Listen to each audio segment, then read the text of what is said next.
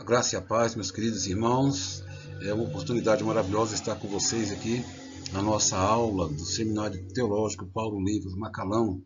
Estamos agora dando início ao nosso estudo sobre o livro História da Igreja. E você está convidado a acompanhar essa emocionante história de como tudo começou. Muitos têm essa curiosidade, né? Muitos querem entender todo o processo pelo qual nós chegamos ao que nós somos hoje. E vamos ver que no tocante à história da igreja, essa igreja do Senhor Jesus passou e tem passado por vários momentos. Momentos de avivamento, momentos de grande crescimento, momentos de crise, de perseguição. Mas debaixo de uma promessa do próprio Senhor Jesus. As portas do inferno não prevalecerão contra a minha igreja. Debaixo dessa promessa, ainda que a igreja tenha passado por todos os momentos, está de pé, aguardando a sua volta para buscar a sua igreja querida. E você está acompanhando, está convidado para nos acompanhar nesse ciclo de estudos sobre a história da igreja.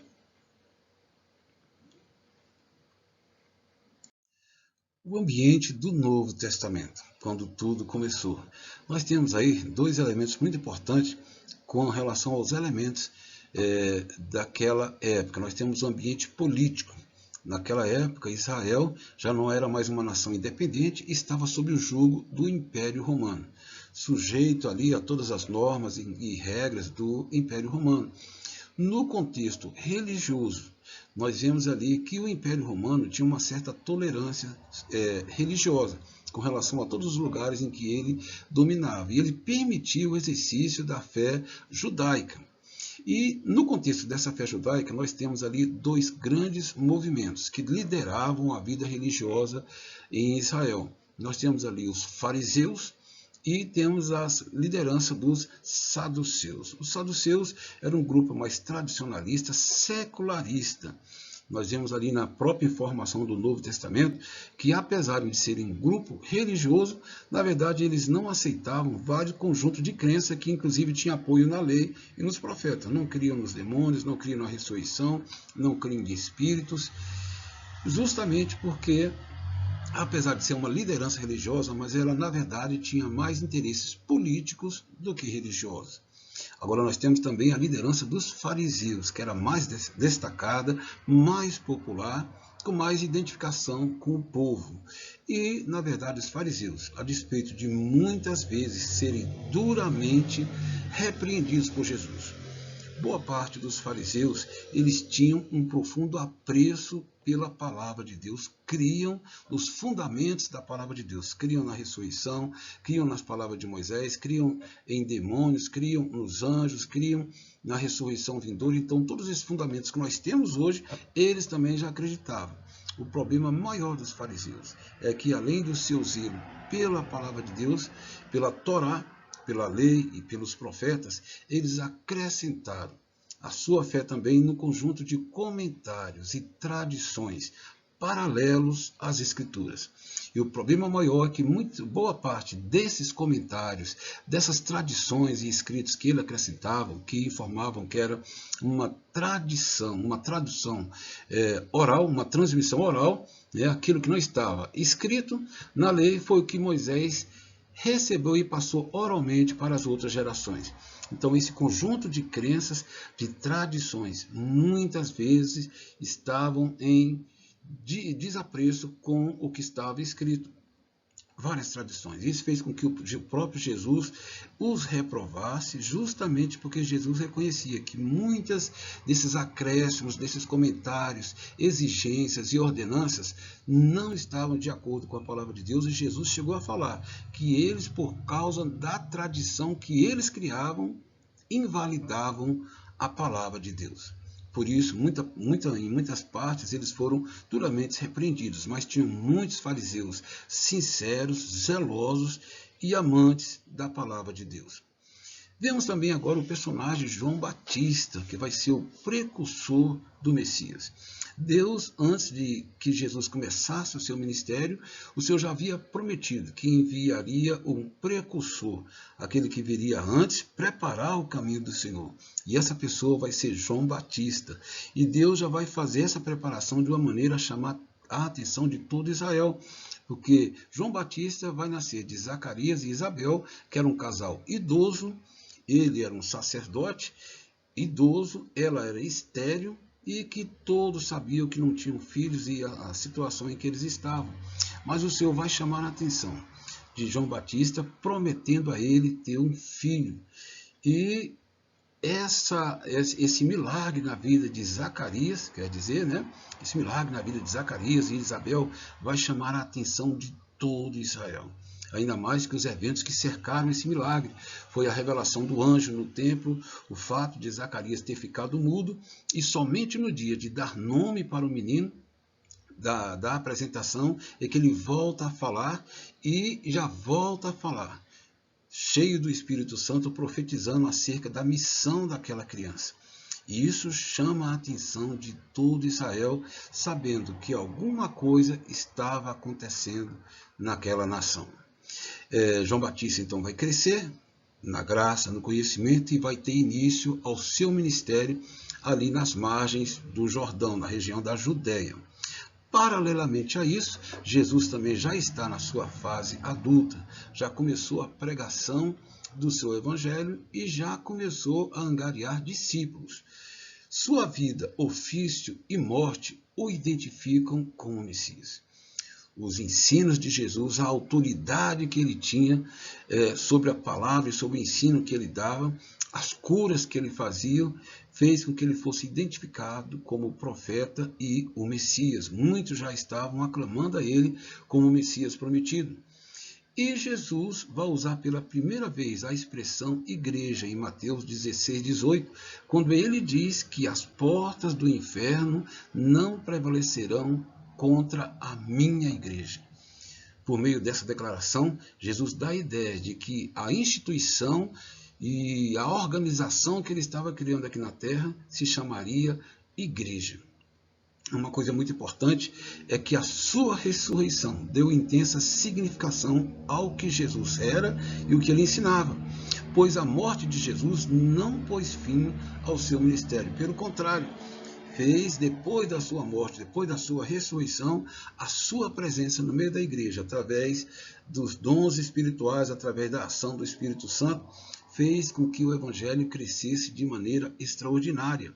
O túmulo vazio e a sua presença no meio dos discípulos por 40 dias e a sua ascensão diante desses discípulos dissipou qualquer dúvida quanto à sua pessoa e missão, fortalecendo a convicção dos discípulos. Não podemos esquecer que depois da sua ressurreição, em que ele ficou aqui ainda por 40 dias, ele apareceu para mais de 500 discípulos. Até os seus opositores foram convencidos que esses discípulos estiveram de fato com Jesus. Está lá em Atos capítulo 4, versículo 13. E com relação à fundação da igreja. A igreja, na verdade, ela já havia começado com Jesus, porque muitos perguntam quando foi que a igreja começou. A igreja começou quando Jesus começou a pregar o seu evangelho. Pessoas aceitaram e passaram a segui-lo. A partir do momento que já havia seguidores de Jesus, ali já começou a sua igreja. Mas a igreja vai passar por um momento de oficialização, o que nós vamos chamar de inauguração, e que isso vai ocorrer efetivamente por ocasião do derramamento do Espírito Santo em Atos capítulo 2. Isso porque Jesus havia ordenado aos discípulos, depois da sua ressurreição, que eles ficassem em Jerusalém até que do alto fossem revestidos de poder. E aí sim iriam começar oficialmente a sua missão de propagadores do Evangelho. Portanto, a igreja teve a sua inauguração ali em Atos capítulo 2, com o derramamento do Espírito Santo. A expansão da igreja primitiva. Nós sabemos que ali, quando do dia de Pentecostes, que houve aquele derramamento do Espírito Santo, nós vimos ali que 3.000 almas se converteram. A igreja estava no processo cheia do Espírito Santo, em que ela estava crescendo muito rapidamente. Com certeza, aquelas 3.000 almas, impactadas pelaquela mensagem e também cheias do Espírito Santo, foram também divulgando a palavra de Deus por toda aquela região, e de tal modo que, somado esse fato ao fato também do trabalho incansável dos apóstolos, pregando o Evangelho, Isso fez com que, através do fato deles estar sendo muitíssimo usado por Deus em milagres, em curas, em vários sinais naquela comunidade ali em Jerusalém e nas regiões circunvizinhas, fez com que o evangelho tivesse um grande impacto e que também chamou a atenção da liderança religiosa de Israel. Nós vimos que no começo eles chamaram os discípulos, exortaram os discípulos, depois eles prenderam e depois começou ameaças e espancamento. Mas o que vai culminar e apressar e acelerar o processo de perseguição da igreja, nós vamos ver ali com o advento de Estevão, em que, pregando o evangelho com ousadia, vai se tornar o primeiro mártir, fruto da rejeição do evangelho e perseguição pela comunidade judaica. Aquele advento vai fazer com que muitos judeus cristãos fujam daquelas regiões e aonde eles vão sendo espalhados, vão também levando a sua mensagem, primeiramente para a Judéia e depois para a Samaria. Depois nós vamos ver que o evangelho começa no seu processo de expansão. Antioquia da Síria, a 500 quilômetros de Jerusalém, também é alcançada com a evangelização dos gentios. E há ali um grande número de conversões.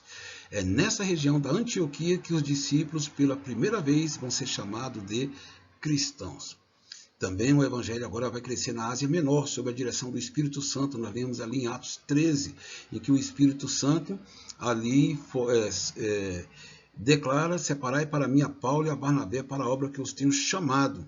E ali, naquela primeira grande comissão missionária, a igreja de Antioquia da Síria enviou os missionários Paulo e Barnabé, surgindo então, em decorrência dessa obra, as igrejas da Antioquia da Pisídia, Icônio, Listra, Derbe, posteriormente Éfeso e Colosso.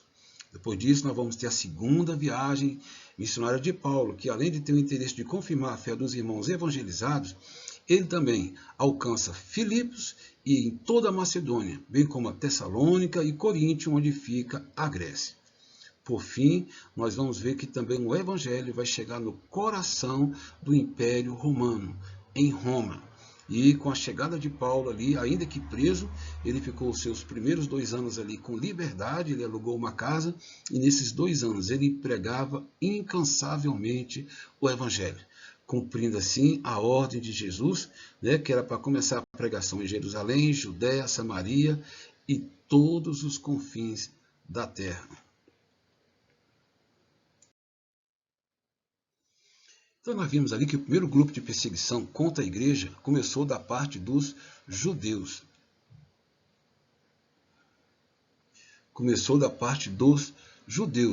Mas agora também nós vamos ter uma perseguição por parte dos gentios. O próprio Império Romano se levanta contra o crescimento da igreja. O grande número de adeptos ao movimento cristão começa a incomodar a vida social e religiosa nos limites do império, atraindo movimentos de perseguição contra os cristãos por meio das seguintes acusações. Então nós estamos vendo aí que a igreja agora já com um grande número de gentios e no contexto do espaço do Império Romano, começa a atrair agora a rejeição também pela comunidade. Primeiro, por causa da mensagem do Evangelho. Nós sabemos que a verdade liberta, mas a verdade de Deus contraria as falsas verdades das várias religiões. Então, quando o Evangelho chega apontando um caminho diferente, apontando o monoteísmo, a crença em apenas um Deus, pregando contra a idolatria, pregando contra a imoralidade, pregando contra todas as aberrações que havia na sociedade, isso traz confronto. E as lideranças locais e inclusive a própria sociedade vai se levantar contra isso, haja visto o grande número de seguidores que abandonavam as tradições dos seus filhos, daqueles parentes, daquelas pessoas que abandonaram as suas tradições para abraçar essa nova fé. Isso fez com que grandes acusações se voltassem contra os cristãos. Vamos ver quais seriam essas acusações. A primeira, que os cristãos eram antissociais. Isso porque um simples cumprimento entre o povo, a população daquelas regiões, envolvia a invocação do deus Júpiter. E os cristãos rejeitavam. bem como eles recusavam convites para participar em reuniões sociais, que sempre eram precedidas de cerimônias pagãs. Para evitar tanto esse tipo de cumprimento, para evitar também, todo constrangimento de não aceitarem isso no seu contexto social, os cristãos então se recuavam e preferiam não participar. Por isso eles eram acusados de antissociais. Também foram acusados de desleais ao imperador, porque os cristãos não aceitavam que o imperador fosse considerado um ser divino. Então, quando a Bíblia diz que Jesus Cristo é o Senhor, os cristãos acreditavam que Senhor, a palavra Senhor em grego era Kyrios, que tem conotação de um Senhor divino, de divindade. Mas os imperadores exigiam que eles também fossem aclamados como Senhor, num nível de divindade, e os cristãos não aceitavam isso. Então, quando eles pediam que um cristão declarasse que César era o Senhor, os cristãos afirmavam: Jesus Cristo é o único Senhor. Outra acusação é que eles eram acusados de marginais. Isso porque, até o século IV, a prática da religião cristã era proibida. E, em decorrência disso, os cristãos tinham que viver como fugitivos ou se reunir em lugares secretos, justamente porque não eram aceitos as suas reuniões. Em decorrência disso, muitos cristãos, por exemplo, se reuniam nas catacumbas de Roma, que era um lugar subterrâneo que abrigava milhares de pessoas, e os crentes ali poderiam invocar e servir a Deus com mais tranquilidade, porque não podiam manifestar a sua crença num contexto social. Então, por isso eles eram considerados marginais, porque estavam à margem da lei, pois a lei não permitia que eles exercessem a sua religião. Também eram chamados de ateus, porque eles não adoravam os ídolos romanos. Eram também acusados de anárquicos, imorais e libertinos, porque eles mantinham as suas reuniões secretas e à noite. E por isso, essas reuniões eram vistas com desconfiança, em que acontecia no decorrer dessas reuniões imoralidade, anarquia e libertinagem. Eram também acusados de antropófagos, por não compreenderem o mistério da Santa Ceia. Eles acreditam que haveriam rituais macabros, em que envolvia até morte de crianças, e alimentação de sangue, justamente porque na ceia é celebrado a morte de Cristo, e ali tem o pão que representa a sua carne e o vinho que representa o seu sangue. Mas eles pensavam que se comiam literalmente carne e sangue durante esses eventos. Foram acusados também de incendiários, e isso principalmente sob o governo do imperador Nero, que incendiou Roma, e depois que viu a revolta da população romana contra ele, ele inventou que foram os cristãos que colocaram fogo em Roma. Nesse contexto de perseguição, nós vamos ter muitas perseguições. Durante mais de 200 anos, a igreja foi duramente perseguida, milhões e milhões de cristãos foram mortos por várias perseguições. Cada imperador tinha a sua sistemática de perseguição. Alguns davam uma certa trégua na perseguição, outros já eram mais apertados. Mas o certo é que nós vamos ter 3 grandes movimentos de perseguição. Vamos ter com Nero, em 64 d.C., que, como nós vimos aqui, ele incendiou Roma, mas acusou os cristãos de terem feito isso. E, como castigo, ele matou muitos cristãos. Também nós vamos ter o imperador Décio, a primeira perseguição geral dentro do império. Ou seja, as outras perseguições, às vezes, eram localizadas na região. Mas agora não. Através de Décio, ele decidiu que por todo o império, todos os cristãos haveriam de ser destruídos. E isso vai acontecer em 250 d.C. Depois, por Diocleciano, em 303 d.C., nós vamos ter a última e uma das maiores perseguições contra a igreja. E graças a Deus que, apesar de todo o derramamento de sangue e apesar de todos os cristãos que foram perseguidos, lançados fora da sua casa, ele não conseguiu destruir a sua igreja. Há um provérbio que diz que o sangue derramado dali brotavam sementes e a igreja crescia mais. E depois nós vamos ver que vai ser a chegada de Constantino e Teodósio, que vão agora, por fim, parar todo o processo de perseguição contra a igreja. É bom entendermos que durante todo esse processo de perseguição, da parte do império, e essa perseguição envolvia os vários níveis de autoridade. É nesse contexto que Deus vai levantar homens que nós vamos chamar de apologistas do Evangelho. Esses apologistas eram intelectuais que escreveram defendendo o cristianismo em suas perseguições. Muitas vezes há-se o grande preconceito de pessoas que estudam, de que amam a teologia, o estudo da palavra de Deus, e que essas pessoas, na verdade, são pessoas distantes, sem fervor espiritual. Nós vamos ver pela história da igreja que isso não acontecia e que graças a esses homens estudiosos que tinham um grande zelo pela palavra de Deus, foram eles que foram usados por Deus pela defesa do cristianismo. Então, com relação a esses apologistas, nós vamos ver alguns que se destacaram. O primeiro, Justino o Mártir, do ano 100 a 167 d.C. Justino era da região de Siquém, Samaria, e converteu-se ao cristianismo pelo contato com os profetas hebreus. Ele escreveu várias obras em defesa do cristianismo e de sua crença nas profecias do Antigo Testamento, na segunda vinda de Cristo, na ressurreição e no milênio.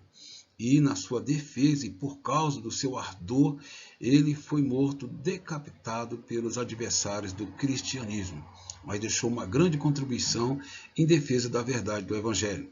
Temos também Tertuliano, do ano 160 a 220 d.C. Ele era da região de Cartago, na África. Possuía uma profunda erudição em filosofia, advocacia e demonstrava história também, E demonstrava um grande fervor espiritual. Ele foi considerado o pai do movimento apologético, Ele foi o autor da palavra Trindade. Então a palavra Trindade vai surgir através do Tertuliano. E vários termos outros filosóficos que nós temos e empregamos nos nossos conteúdo teológico, de compreensão da Bíblia, nós devemos essas expressões a Tertuliano.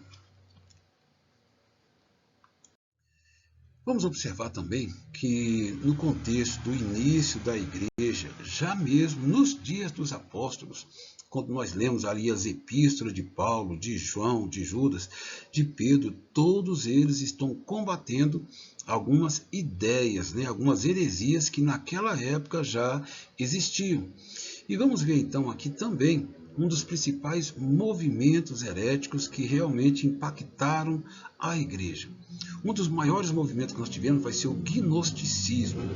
O gnosticismo é um movimento filosófico baseado na filosofia de Platão, principalmente, em que apregoava que a salvação era possível por meio de um conhecimento secreto.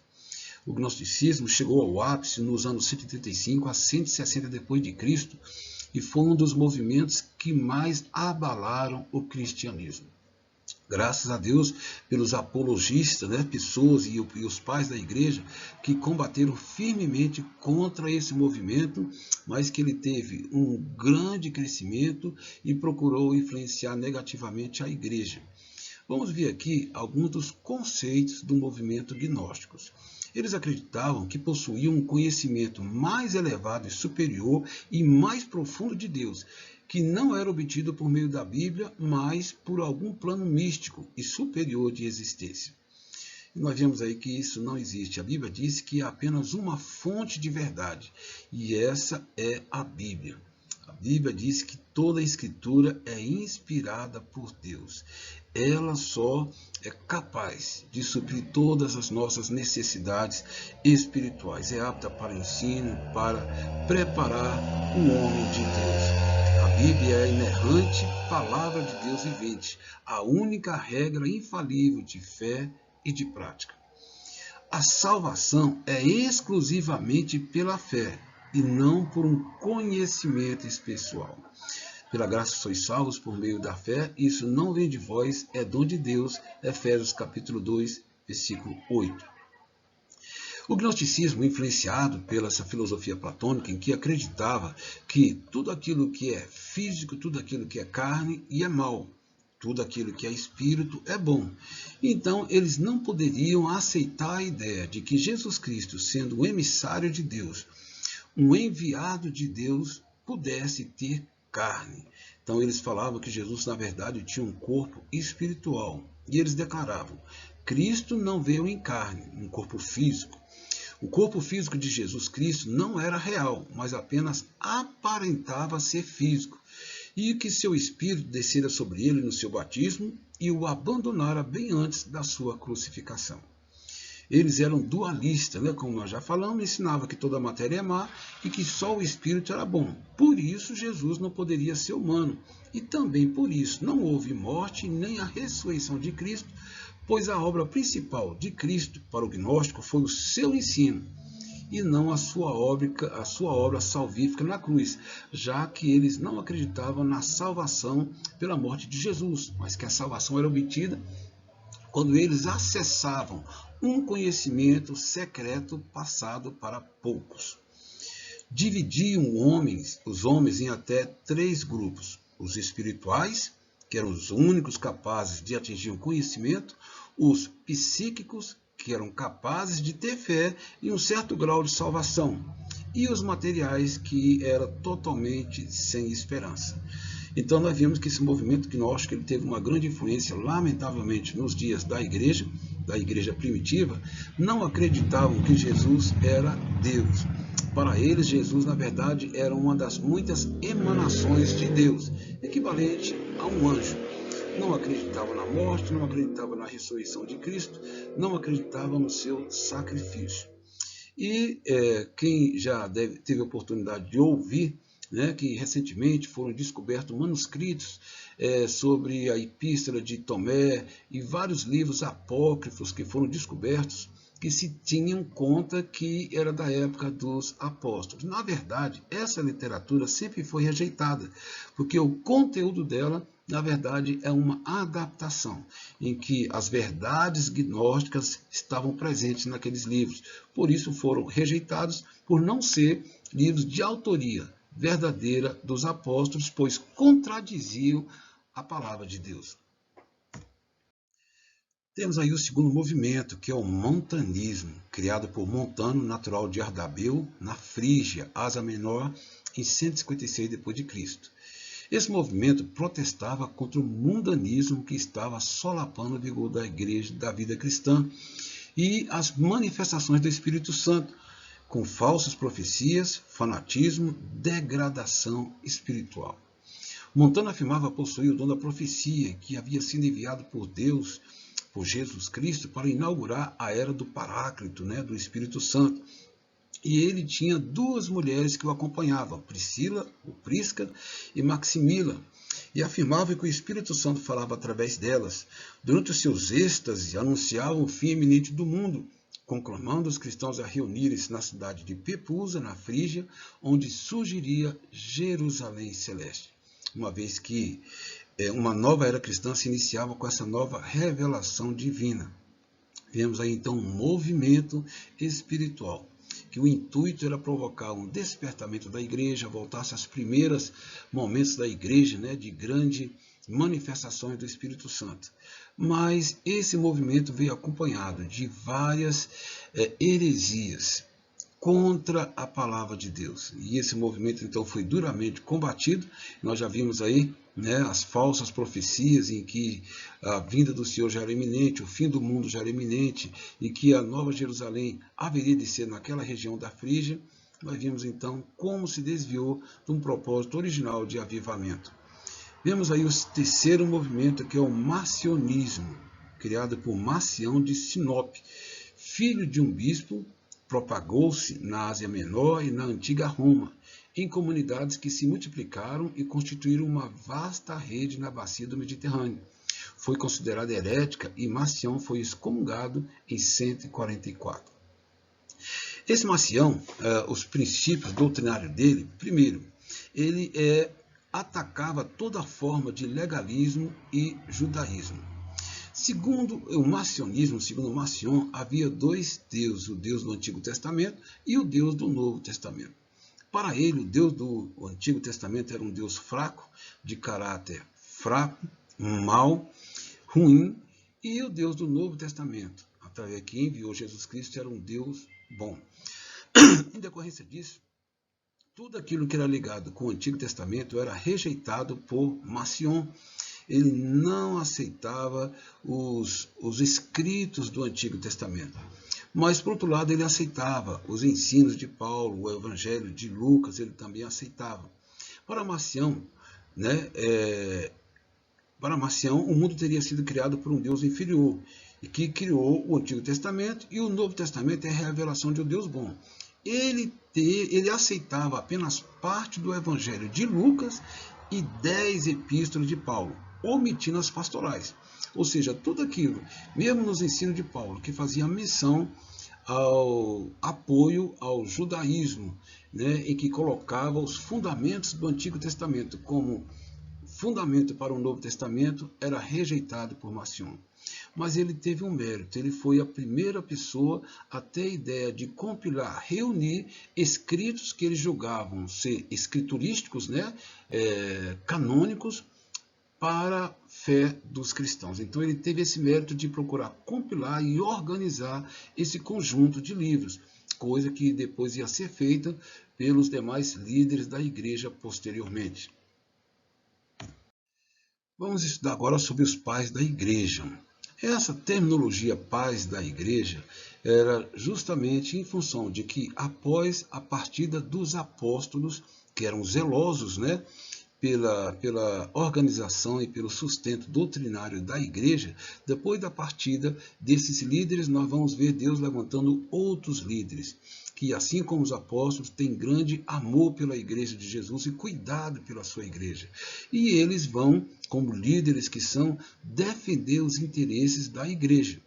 Eles eram teólogos, conhecidos como pais da igreja, não apenas pelo respeitável saber da palavra de Deus, mas principalmente pelo profundo zelo demonstrado pelo rebanho de nosso Senhor Jesus Cristo. Alguns deles vieram até a selar a fé com o próprio sangue.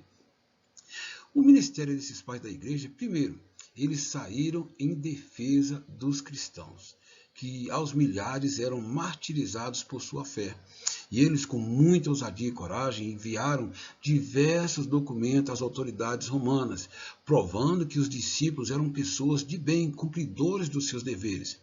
Não se justificava, portanto, não se justificava a perseguição que eles promoviam contra esses cristãos. E eles iam abertamente na defesa desses cristãos.